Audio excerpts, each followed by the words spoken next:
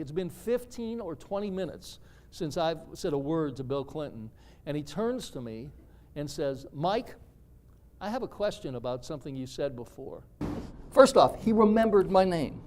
Secondly, he was paying attention to what I said.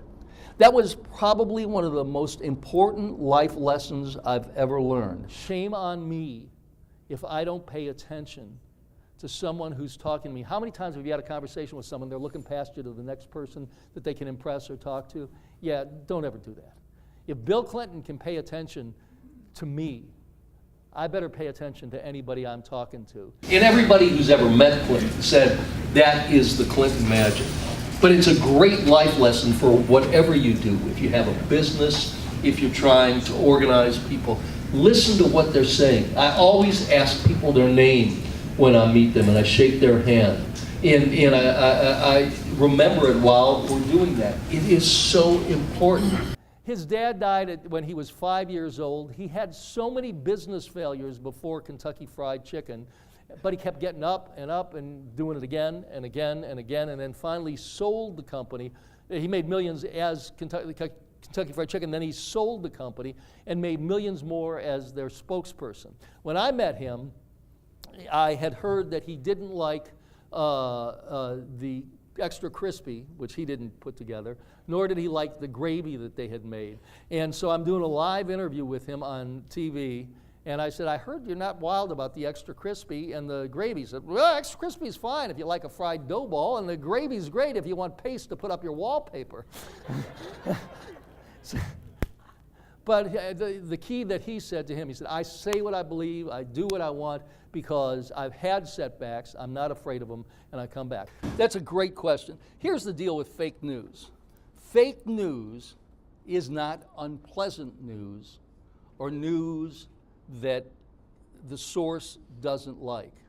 Because I guarantee you, 99% of the people I did stories about during my career said they don't like that story. But it wasn't fake news. And there is fake news, but I don't think from real journalists. There is fake news from people who anybody can be a pseudo-journalist now. With the cell phone, you can do anything. So there is fake news out there, but the problem, as I see it for TV, is not fake news, it's frivolous news. News that means nothing to people, and that's why people are turning out. The ratings have slipped in TV news so much because people are getting it on the phone, and they don't like what they're seeing on the screen. I watched another station last night at 11 o'clock, and their first 6 or 7 stories were crime, and then crime, and then crime, and then crime, and then crime. That is just lazy, lazy journalism. There is a Pavlovian response to crime tape because it's easy. You have a reporter stand in front of the crime tape, blah, blah, certain person was murdered here, blah, blah, blah, blah, blah. Let me tell you something about a murder. It is extremely, extremely sad for the victim, for the victim's family, for the perp's family, and a 4-block radius around where it happened. There are 3 to 4 murders every day in the state of Florida, a murder every 2 days in the Tampa Bay area. It doesn't affect us. This is so important when I'm speaking to businesses.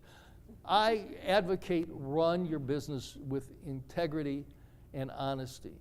But if you don't, treat your employees wonderfully, because they're the first ones that come to me and tell me what you're doing illegally.